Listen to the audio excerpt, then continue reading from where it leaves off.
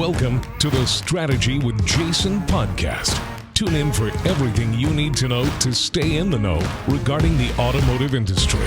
Here's your host, Jason Harris. Hey, what's going on, Podcast Nation? It is Jason Harris here, and thank you for joining me on another episode of Strategy with Jason.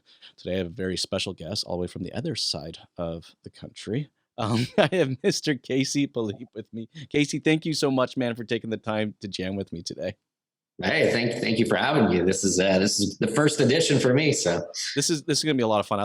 Look, we're going to touch on some really cool subjects today. But before we kind of get into the girth of our conversation today, I always like to start off our podcast with a little origin story, because I always find it really fascinating how people got started in the industry. So Casey, how did you get started in this crazy little world we call the automotive industry? That's I love that question, because I often find it intriguing when I find out about how other people got in. So my story goes, I was probably roughly about 20 years old, and I thought I was going to be a golf pro, and had been down to the States for a golf scholarship, and then had realized that I wasn't going to cut it, and that I probably needed to get to the real world. So came back up and tried to become a golf professional, where you would teach people. Unfortunately, they needed to. I finished my degree or whatever, the management diploma in golf, and they said you got to go out and get a job. And at the time, it was winter, so I had to get a practicum. And my uncle was kind of a partner in one of the local stores here, a General Motors store. Yeah. And I just said, hey, can you give me a job for a little while? And started off and did that for about 5 or 6 years, and then kind of said, you know what, maybe car sales is not for me. Took a few years off and got into the tech world and some sales and leadership roles in that. And somehow ended up back with a big automotive group and stayed with them for about 15 years. Started off as, a sales guy. And, worked my way up through finance and into the used car manager and new car manager. And then, it would have been about 2010, I got a tap from the owner. He said, I think this internet's going to be a thing. Yeah, and we were a small automotive group at the time. I think we had 10 to 12 stores. And he said, why don't we just start a new job? And your job is just to sell leads and figure out this whole world. And so I stuck with that and kind of opened up a BDC and took care of all the internet sales for when we grew to about 21 stores. Nice. And I got into the marketing side and started learning the tech. But truly, at the end of the day, I'm just a car guy who likes to learn about kind of the new trends going on. And recently, about a year ago, I joined the Landsperg Automotive Group, which was a great decision. That's awesome. Landsperg's very lucky to have you. And, it's cool to hear how your background kind of in operations and tech all kind of come together in the role that you're currently executing. This is one of those industries that once it's in your blood, man, you can't get it out. So the fact that you left and you came back, like, it's so, you'd be blown away. I took a year off and became a meditation teacher. I got certified to teach meditation and opened up this whole thing and tried it. And I was like, oh, this doesn't pay the bills though. The automotive industry does pay the bills. So we better go back for a while. I love, well, you know what? I bet you there's probably a lot of businesses out there. I'm getting a little feedback.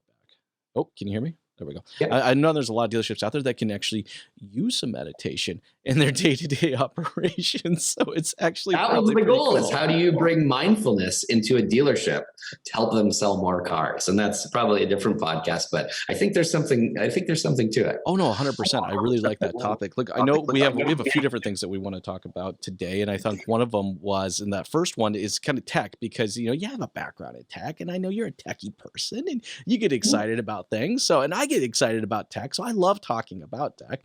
I'm curious for you, man, like, what tech right now do you see in our industry, or just kind of in general, that just gets you excited and you're like, yeah, I can see how that kind of ties into your operations and your marketing? I'm just curious, like, what's exciting you right now?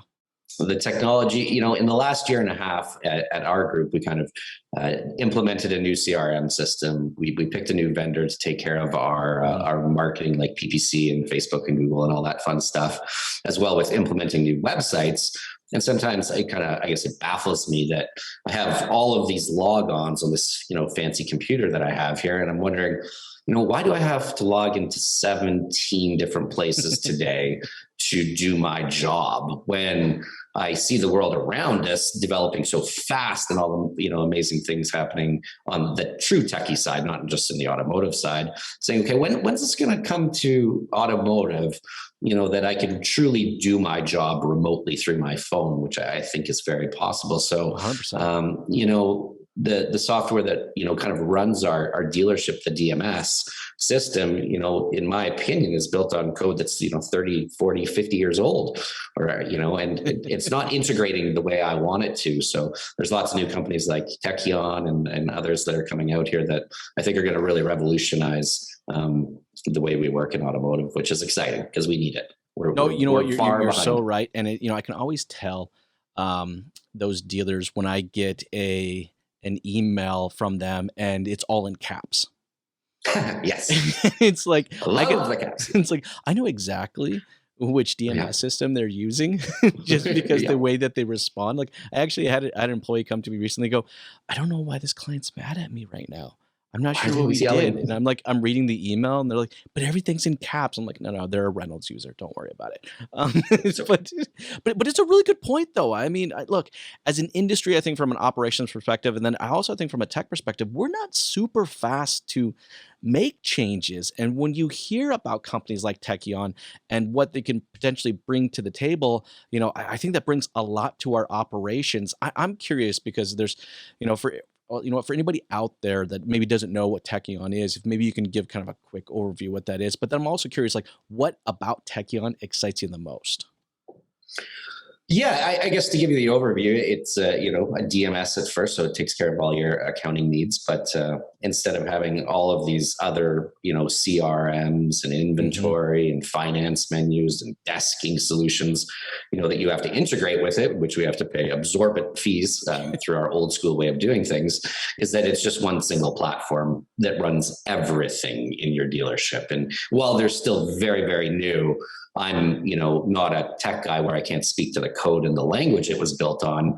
But the fact that the AI and the business intelligence is built in the cloud and not, inside of a computer and a mainframe, where the ability to share and use, mobile applications to be able to, I think it's more about the customer experience for me. I think we're so clunky right now and it takes so long to purchase a car that, this tech will really change that. And our customers, they need that. I think I saw your podcast the other day about one of your employees buying a car and how painful that experience was. So I feel it too, and I want to change that. No, look, as far as Techion goes, like I'm with you. I think what's super exciting is, their approach to the ecosystem.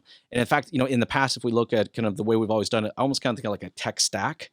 Like, let's just see how much crap we can stack on top of each other. It's almost like a Jenga game. And then let's see let's just keep stacking, and then you start seeing this happen, right? Like, but yes. And I can see platforms like Techion come in and they kind of resolve those kind of issues, right? I think actually, I'll gotta be honest with you, the thing that actually excites me the most is their approach to data, not only how it's collected, but how it's stored, but also how it's shared. I mean, I got to be honest with you, one of the things that just blows my mind right now is that in 2021, all right, DMSs are literally taking dealers' data and holding hostage, like just holding it hostage. And in some cases, even claiming it as their own and not even the dealers, yet we pay these astronomical prices. I got a lot of four-letter words to describe my thoughts on that, but I would actually kind of love to get your thoughts on this.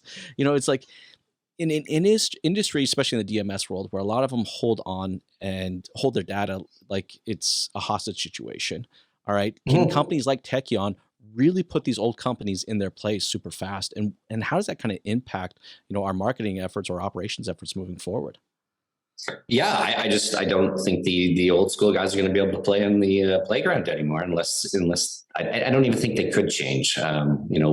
Based on what I know, they would have to restart from step one, and they're so far down and deep into how they built out and how they didn't adopt new things because they were still built on something so old. So I think it's like anything. We make progress in in society. And, we didn't have phones or podcasts that we could do this. Even 5-10 years ago. This was not a common thing. And now we're all listening to them. So I think it's just the evolution of the biz. And, some people will win and some people will lose. And, let's pick the winners. Well, and you know what? Like, I hate to identify a silver lining, especially during the last 12 months. But if there was a silver lining, typically when our revenue, all right, especially at dealerships and dealer groups, start to shrink inwards, all right, that's actually the time as operators I find that it's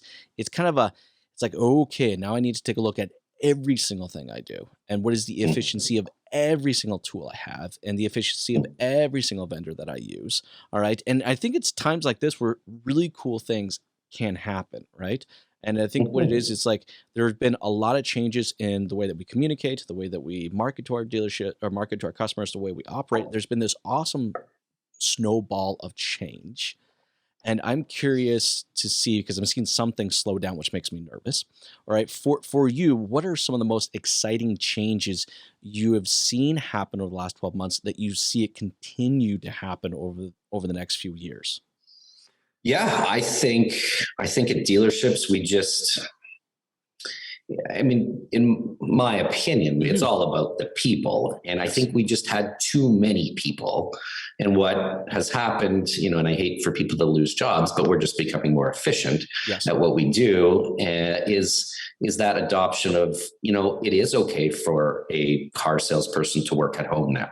Yeah, that's a possibility. That is 100%. That is going to be the norm in 6 months. And that's what I hope, because I want that same balance that I've experienced from, working in this house that I just bought, because it can be a big change mentally that you don't get to see your fellow coworkers every day. Sure. But, that extra hour I get of work because I didn't have to drive 30 minutes there and 30 minutes back really makes a difference in my personal life and in my professional life.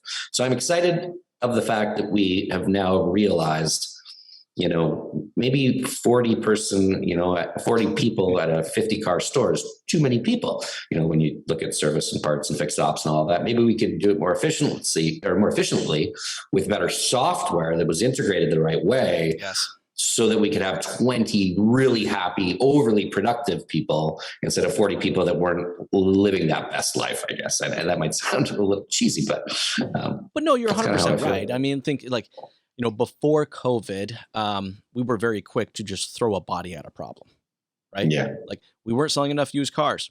All right. Well, hire more salespeople. Hire more salespeople. Don't train them. Just hire more. Just don't change, right? All right.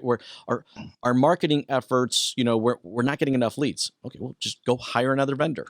Like, you know what I mean? Like, it was just this kind of like, we just throw widgets at the problem. We'll throw people at the problem. But it's times like these where, we're able to kind of pull back and look at our business and identify, opportunities of efficiency and say like, well, is it really efficient to have, 3 different vendors for our marketing? Is it really efficient to have a CRM that's attached to my DMS and a separate CRM system and a deal building software and the list just goes on. And it's too much. Like it's too much, right? And you can't train new people, and then the new people get lost in all these systems that they don't ever get to do the job that they wanted because they have to learn. They can't even do the logins correctly. Well, and you know what? I love your role right now, where you're at right now. And actually, I like the title of it when I start thinking about it, right? Because you're the director of marketing and technology, correct? I say it right? That is the official role. Yes. The official role. Well, now what else goes along with that? Kind of go all over the place, right? But it's that marriage. Yes. It's that marriage. Like, I mean, in the past, we've always kind of siloed everything out, right?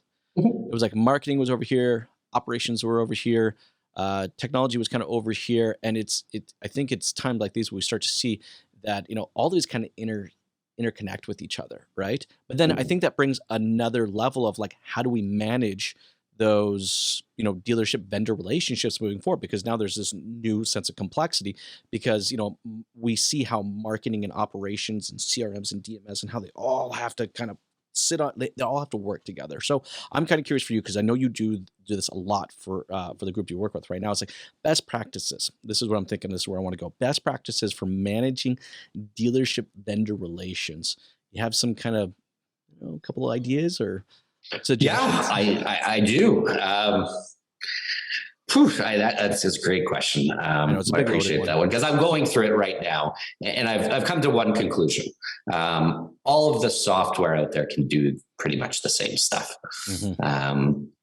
They all have different pricing strategies, and they all have different contracts, and they all say they're going to solve this problem. It does come down to the relationship. Yes. And the people. That's I literally was sitting at a demo on Monday with a pretty big company, and I said, "This is great," and we can turn off the show.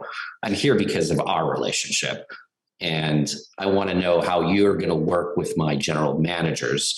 Where if they don't get back to you for an approval, are you just going to sit and wait for 3 days? Or are you going to be the kind of company that's proactive and then text them? And if they don't return the text, are you then going to call them? Because you know how important it is that this piece of material gets onto the website or this update to a program is to the overall business. But I think it's having those people that are, not scared to go out and get the job done, because I find that vendors are so scared of the general managers. They're so scared because they all think we're so busy. And I'm like, well, we only sold 40 cars last month. We couldn't have been that busy.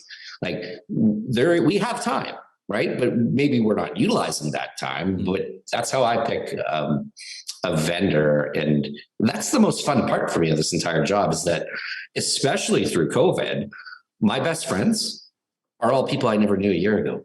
They're all the people that are my reps. It's crazy. I never thought this was possible. How did my best friend change? Because you had the time to connect with them, right? And it's but no, that's actually another thing that I think that's kind of come out of the last 12 months is, it's not enough, like, as a vendor, right? It's not enough that you provide a great product or a great widget. All right. It's how you support and service that widget, because now we have found time and hacks to connect with people faster and quicker. Right. Think of I used to be able to visit 3, maybe 4 rooftops in a single day. Max, that was it. Right. I can do 12 Zoom calls in a day, and connect with dealers from your side of the country to my side of the country and back and forth, And so it's like that connection, I think, is more important now than it ever has been in the past, because for a lot of cases, the last 12 months, we weren't able to connect physically. So there's no excuse, right? In the past, there was an excuse. Well, we're in here in Toronto, and, you're over on the other side. I don't know, that's a ways, right? That's a distance, but now there's no excuse. And I think the fascinating thing for me is that we've learned, you used to go for beers with your vendor after they would install something, or when their visit came, or if the bank showed up. And that was a common thing. And that's great and all, but that cost a lot of money. Now it's like, let's get our Zoom call done. Let's do this podcast. Let's, install this widget. But then we've learned, even I find in the last probably 3 to 4 months for myself personally, is that I'm like, where am I rushing to? I'm not rushing to anything. I'm not rushing to go get my cheese and crackers. Why don't I spend some time and get to know Dustin and Carla or whomever I'm talking to that day and say, are you okay? What's going on in your life? What are you interested in? What podcasts are you on? And then these relationships form, and they work harder for me because we have a relationship. I know that to be true. And I work harder for them, being, to hold our relationship and make sure that, if there's outside forces trying to break it apart, that I'll keep it together, because we're working cohesively now together, and it's fascinating. We've only just begun, so it's going to get a lot crazy. Well, but it's I think the last 12 months has shown us that from a technology perspective, we can do that, and actually can be efficient, right? So I think that's a cool part. And look, and I think that's going to be kind of a continued theme, for the next several years, that it's for a lot of vendors out there. If you guys are watching or listening to this podcast, it's not enough that you provide a great product or widget or whatever it is, right? It's the people behind that, and how you're going to, oversee that relationship, and what extra value. I think what it is that for a lot of customers, right, we've only met the customer's expectations, right? I am a dealer, you are a vendor, you have a widget, it's $600 a month, here's your check. So me receiving that widget and then you receiving my $600, well, that's just meeting the expectation. I think as a culture, and especially as an industry, we've gotten to the point now where we don't expect someone just to meet our expectations. The new expectations is that we exceed someone's expectations. And in the exceeding the expectations is in that great opportunity to actually connect with someone, all right, and create kind of that relationship. And, speaking of exceeding expectations, this will kind of lead into our next conversation, because I'm going to go cryptocurrency real quick. And I know that's kind of a weird segue, but I'm going to tie this in real quick.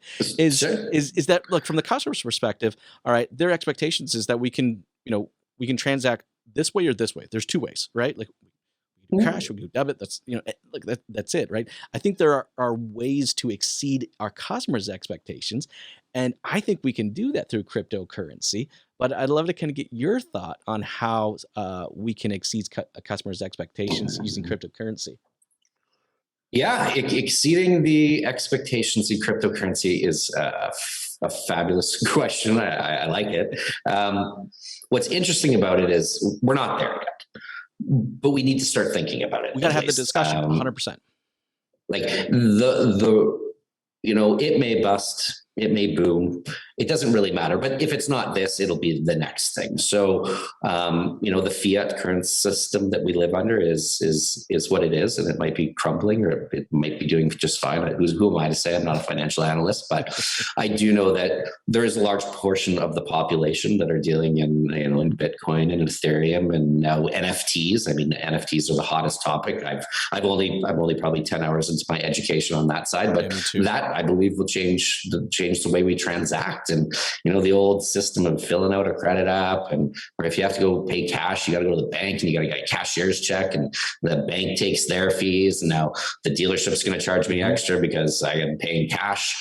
Well, why wouldn't you at least, look into the fact that maybe you could take one Bitcoin for a $71,000 car today. Exactly. So what's it, 55 grand? Is that what a Bitcoin is right now? 55 grand or something like that? In Canadian, it's about 71,000 probably. Well, it'll fluctuate between 71 and 69 grand today is my assumption. But, that's only one of 6,300 coins out there. I didn't know, but there's 6,300 coins in the world. So tell me that they're not going to work.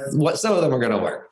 Well, what they've been saying? We're done with the old system. It's not going to work for years, right? Like, I mean, this is not new. For the last 15 plus years, I've heard that this is not going to work. This is not going to work. This is going to work. But 15 years into it, they're still around, right? But I mean, look at this. If I was to tell the dealership, I mean, think about this. You said it was like 2010 when your dealer said, "Hey, this internet thing's going to hang around. We should get serious about it."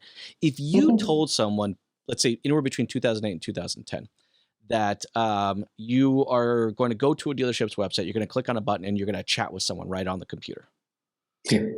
Crazy. What the hell are you talking about? Matt. No. I would never invest time in that. Like, and now chat's old. I don't even like chat. Well, see, that's the kicker. Like, chat is like, you're right, 100%, right? We're looking at that going to like, is chat old? Now we're looking at Messenger, and then we can go into the whole discussion around bots. And I'm like, Facebook bots, yeah. I mean, they're free. You put them on your website if you want to chat to us. You don't have to pay somebody $500. Just get the Facebook bot. It's free. But to your point, Casey, it's like we got to start having the conversation right now. All right. Because what's it going to look like in 5 years? Exactly. Look, to say that, 5 years ago, all right, to meet someone's expectations is that they had to be able to chat with us in real time on the computer. Fine. All right. So the customer got to that point. That was their expectation. So now we met that expectation. Look, there's going to come a day where the customer's expectation is that they can transact using some type of cryptocurrency. And it's like, we got to stop being reactive in our industry and got to start being more proactive. So I'm curious for you. I got this last question, and then we'll move on to our next topic. But like, what are some of the things? What are the 2 or 3 things that a dealership needs to start having conversation about cryptocurrency now, so that they're ready for it in the next, I don't know, what'd you say, 5 or 10 years? Yeah, I think the first question, if I was the owner of any group or any single point store, is, why am I thinking about this? What was the reason? What did I hear that made me say, maybe I should at least put in 10 hours of education and understand why Mark Cuban on the Dallas Maverick website will accept 0.00002 for a hoodie. Yeah. Because if he's doing it, and I'm not saying Mark Cuban's the smartest man in the world, but he's probably a little smarter than I am. There's a theme. There's something happening. So it would be important for me to learn, okay, well, what is blockchain? What is cryptocurrency? How does Bitcoin work? Why? Because there's only 21 million, and there's going to be this scarcity problem in whether it takes 5 years, 10 years, or 100 years. Is that beneficial to invest in now? And I mean, the fun thing, when I really think about it, is if I had that $70,000 car and I accepted that one Bitcoin for it, in 5 years from now, I don't just recognize the profit of that $10,000 I made on that $70,000 car. If Bitcoin does go to where it may, and maybe it doesn't, I'm not saying it's going to, but hopefully it will. I'm still financial advice here. Is if it does go to $150,000 car, I just made $80,000 of profit. Yeah. Most of our owners and operators of dealerships are pretty savvy men when it comes to making money. That's kind of what we do. Yep. Why wouldn't you at least entertain learning about this? Yeah, no, look, you're 100% right. I mean, why, we look at a lot of the dealer principals out there, and they're willing to be their own landlord in the sense they'll invest back into their own businesses. This is not that far from it, but I think those are great. Those are three great things to just at least have the conversation about now. Are we telling you need to go take action and just accept it right now? Maybe, maybe not. It's totally up to you. But to your point, I love it, Casey. We need to have that conversation. All right, switching our topic a little bit here. You mentioned it earlier, and I kind of wanted to come back around to it. We talked a little bit about internet leads. And I know for you, internet leads and closing ratios are super important. And I think it's cool why it's important to you because, we talked a little bit about how the role of marketing and operations has really kind of blurred and now they kind of come together and they start to kind of intertwine with each other. And I feel like internet closing ratios is kind of one of those first intertwining intersects. What's going on with you lately, man? The internet closing ratios is a big topic. It's been on my mind for, I think, it's been 11 years now I've paid attention to. How do you get a dealership to a true 10% closing ratio? Exactly. That is really the question. And, in my title is Director of Marketing and Technology. I don't do much marketing and technology. That's mostly, hey guys, we have 100 leads. We only sold 6. Where's those 4 other deals? Why did those appointments not show? And this new age, we have to train this younger generation, the millennials. I love them. I'm almost one of them, but I'm not. Is that when my owner walked into the dealership and I was the sales manager, he would be like, well, how many leads did you have today? How many did you take to test drive? Well, what's your internet closing percentage? I'd be like, what? He's like, you don't know this stuff off by heart? Yeah. I'm like, no. He's like, if you don't, you're not going to have a job, Casey, or you're just going to stay in the job that you're at. So it became very evident that big data and analytics and custom reporting, because I think some of the stuff our current systems spit out, it's not intuitive to the car guy. We just need to really work with our leaders and the up and coming leaders that it's not just to say, we're at 10%, so the boss is happy. This is about your paycheck. This is about growing your store and helping out your employees. Is really take the time to not just say, this is how we measure it, but what are the lead measures instead of the lag measures from this old book, The 4 Disciplines of Execution, that was a big part of my life at one point, is that we always look back at the end of them and say, we closed at 9%. Yeah. Well, I want to look back. I want to look today and say, well, we're at 7.2%. Well, what are the lead measures that I can, activate or pull or act on so that, I can make sure that I'm doing my best job to get to 10%. And that's, it goes back to the basics, which is just, a quick and professional response and some good follow-up that needs to be somehow tracked. And I think the younger generation just kind of says, I hope I sell a car, where I'm not big into hoping anymore. Well, a lot of it has to do with the process, right? I mean, think about it, right, you've been in the business long enough, and I'm sure you've heard this. I know I've heard this a bunch of, those internet people, like they're aliens or something. Like they're totally different beings. They're not human. They're internet people, right? And I think as an industry, we've gotten better, but there's still a lot of dealerships out there that still look as internet people, not real people. And I think that's the first thing we have to do is we have to change our mindset. Like, these are real people. We've done a great job when people are in front of us to create an amazing sales process that generates a great experience. And then it's like we seem to forget everything we know about how to sell a car, right? Physically, and then digitally, all we care about is just, well, for them just to show up so our physical process can kick in.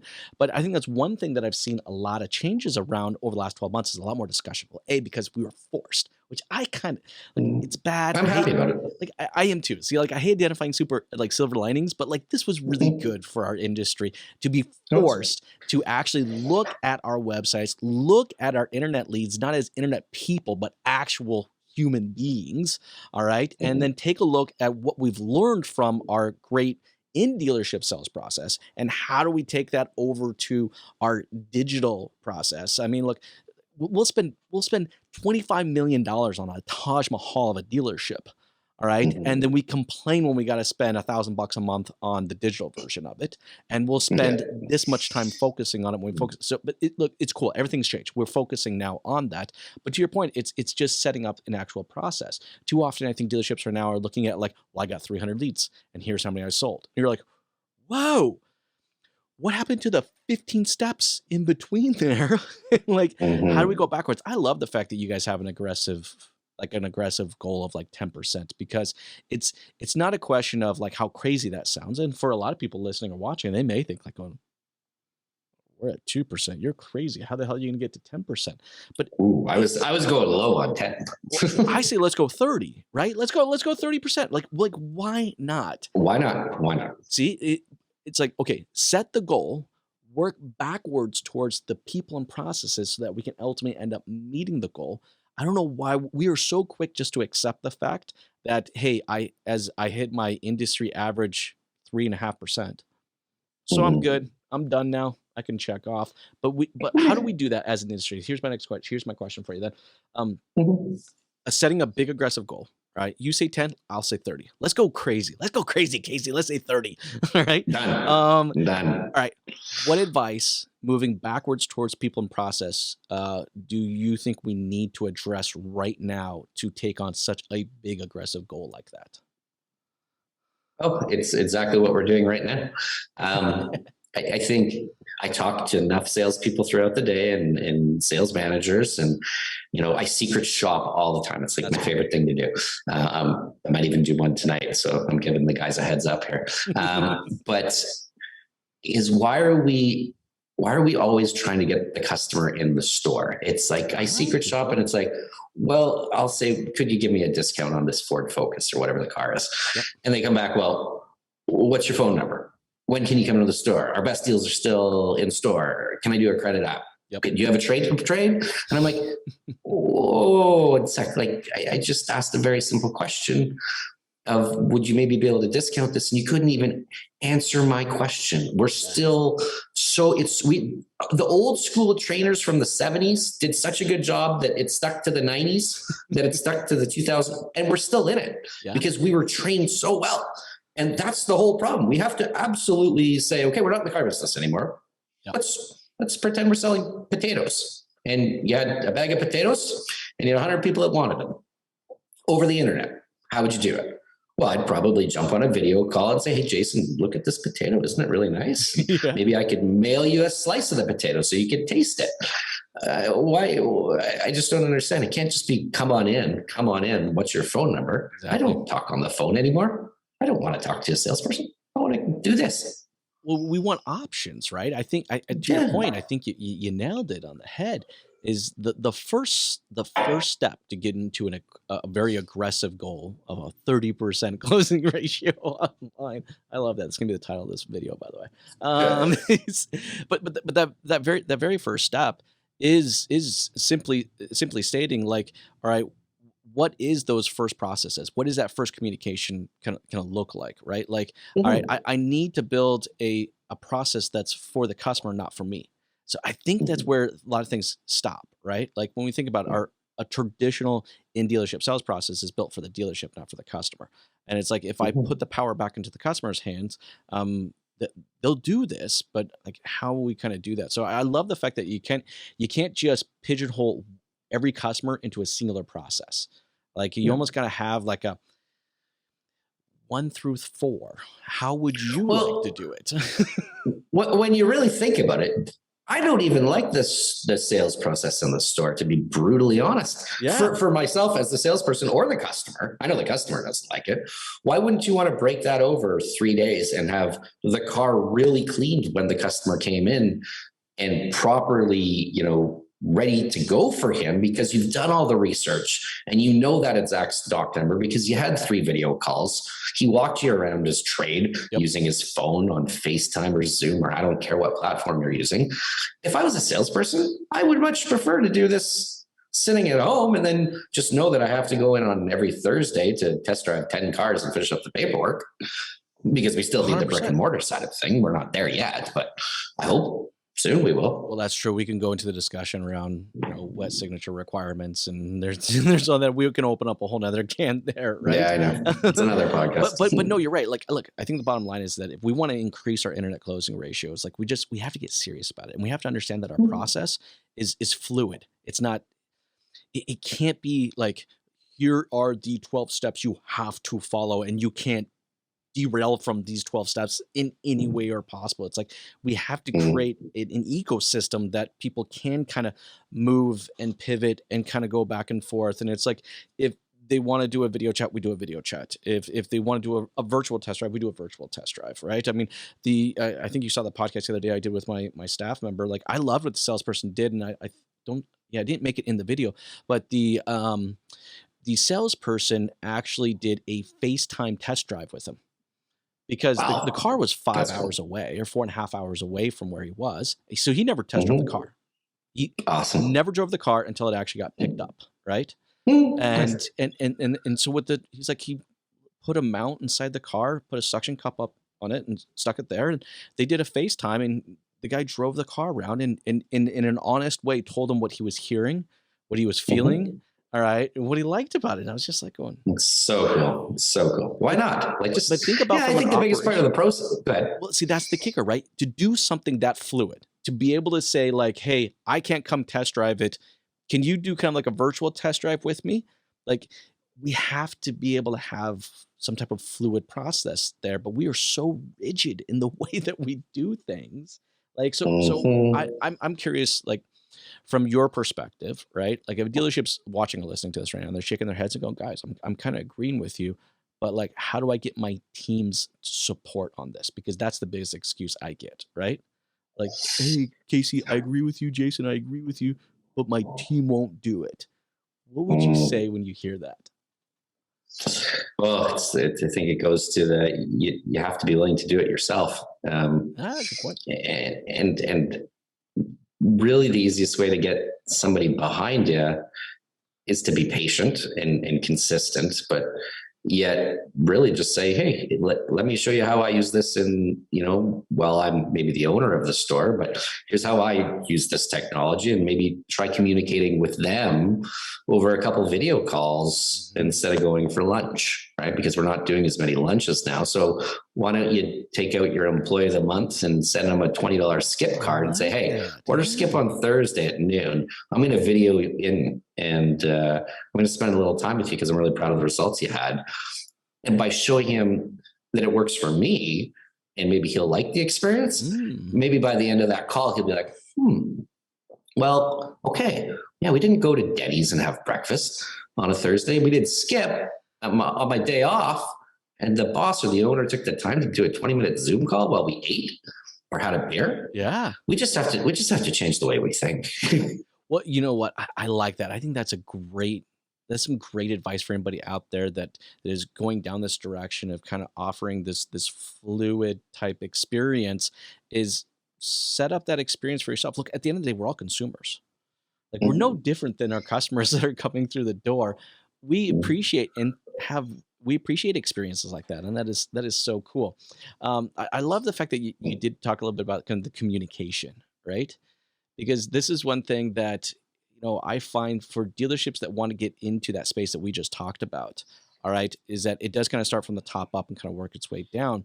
But if the communication within the dealership among the different silos are not in place, it's really hard for a salesperson to embrace that kind of level of fluid communication with their customers, right?